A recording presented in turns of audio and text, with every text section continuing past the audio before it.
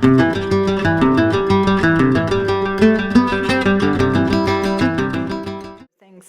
So we're coming to our next one. Kristen, Bertuglia, and Mia Vlaar from Whale. I'm happy that you're here with the Whale Stewardship Roadmap. Let's hear about that. Thank you. Is this working? Yeah? Yeah. Well, hi, everybody. How are we doing? We're getting a little fadey. It's that time of the morning. I'm really excited to be here with my colleague, Kristen Bertuglia. We're from the town of Vail.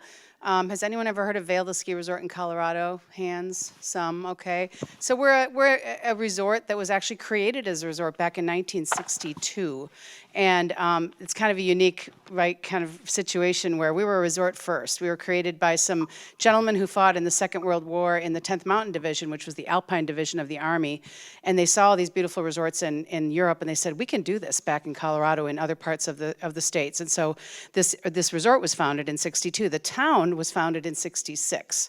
So kind of a backwards way to do it. We do things backwards, apparently, because we also have a certification which we achieved long before we did a destination management plan of any sort. So with that, we're going to look a little bit at what we have done.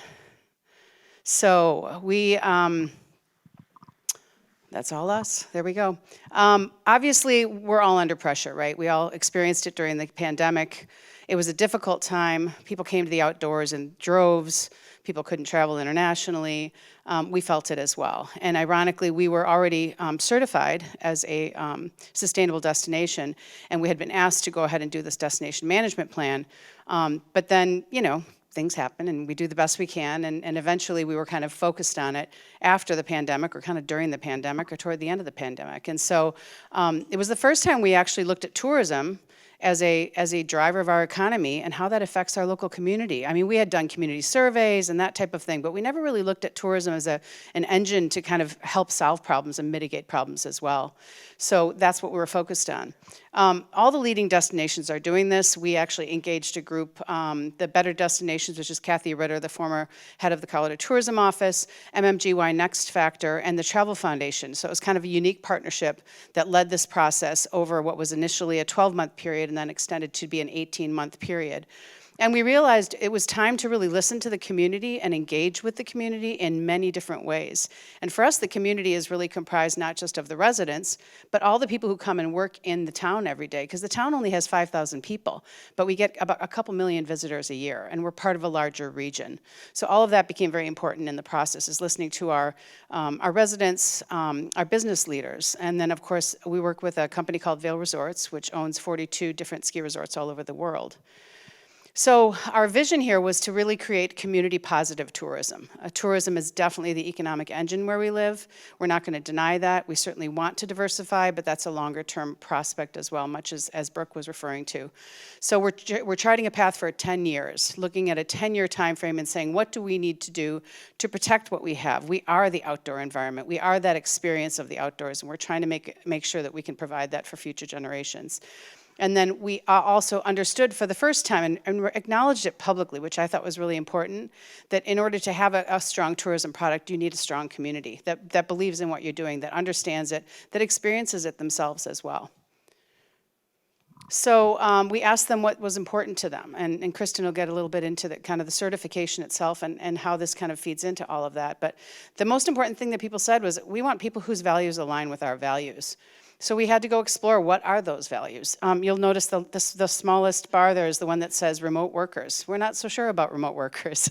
They like to live where we live. They like to collect income from other entities and then put stresses on our systems. And at the same time, they live there. If they want to live there, they're welcome to live there as well. So we had to listen to what people were valuing and then really create a plan that addressed that for now and for the future.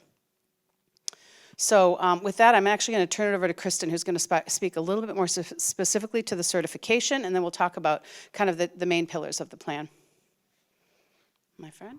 Great. Thanks, Mia. Hi, everybody. Oh, my goodness. There's a lot of people in here. Yeah. We got in here first. So I'm Kristen Bertuglia. I'm the Director of Environmental Sustainability for the Town of Vail.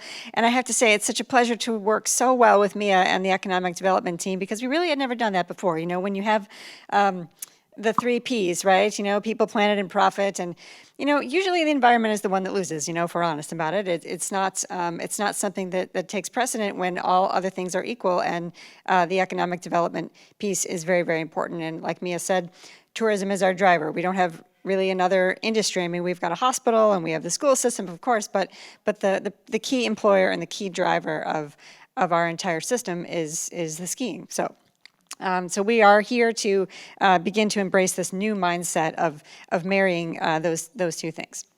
Okay, so the mountain ideal. The mountain ideal is a standard, but it's based on the Global Sustainable Tourism Council's original standard. And back in 2013, 2014, when Vail was going to host the 2015 World Alpine Ski Championships, we had an environment committee and all these committees, and the community really came together to try to figure out how do we make a legacy project that really does set us up for the future of environmental stewardship and sustainability in general. We didn't want to just make the event itself sustainable, but we really did want to build community around this. And so we looked at the GSTC criteria and the SDGs, and we said, there's something missing about some of these that would apply specifically to mountain resort communities, things like snowmaking and snow melting, very key driver of carbon emissions and things like that. So there were also some things missing about, you know, affordability and housing that were very, very key. We've got a huge income disparity, and it's very, very expensive and difficult to live in the ski resort, as I'm sure it is in many of your beautiful places, which we watched on the screen go by yesterday. I now have my new bucket list of where I all want to visit. So we're very proud that GSTC eventually recognized this standard, and we've now been certified to it since 2018 and been a top 100 sustainable destination since 2017. So we're proud of that, but of course it's always a journey, right? Not a project. So we did a lot of research. We in the stewardship roadmap. So this was part of bringing this all together, is that we had to, you know, we kept getting told, well, you really don't have a management plan that brings it all together. And we had a million plans. I mean, we've got a sustainability plan, an economic development plan, we've got transportation plans and all the things. But we didn't have something that really, really did look at how one could benefit the other. So we hired a consultant, and we worked for 18 months on this and brought the community together, and we did a whole lot of research. We did worked with the Travel Foundation to do a sustainability analysis, and it did a lot of surveying of guests and of residents. And then, so the public engagement piece was truly, truly key. We really did try to do all of this engagement from the ground up. So we had one-on-one interviews, we had roundtables, we had workshops, we had individual surveys.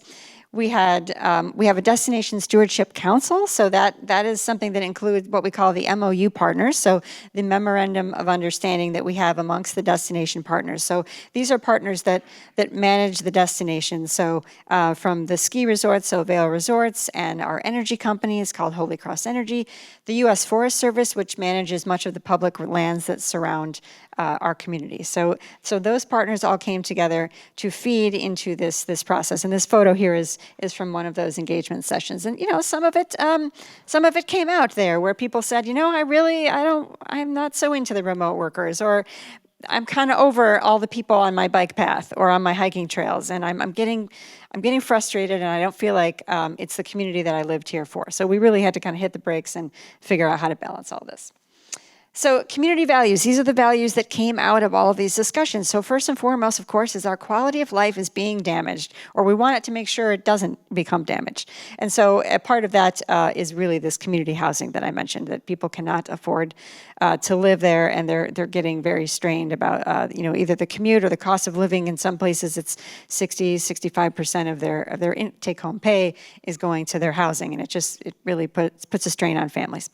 So community, of course, many people feel like Vail is a wonderful place to visit, but they also want to make it feel like a community where people want to come and get together and share stories and, you know, sporting games and all the things with the kids. Environmental stewardship, of course, we must be responsible for our environment. It is what we were built on. It is fundamental to who we are. Our experience, so we're committed to delivering a world-class premier resort experience. So we've got to stay focused on that, and not just for the visitors, but for the people who live there as well. So accessibility came out very strongly in this. We had some members of our community who had never been to the top of the mountain. They simply came to work, and went home, and so the gondola is right there, but they didn't feel like either they were part of it or able to access it, or didn't have the funding to be able to get up the mountain, which is terrible.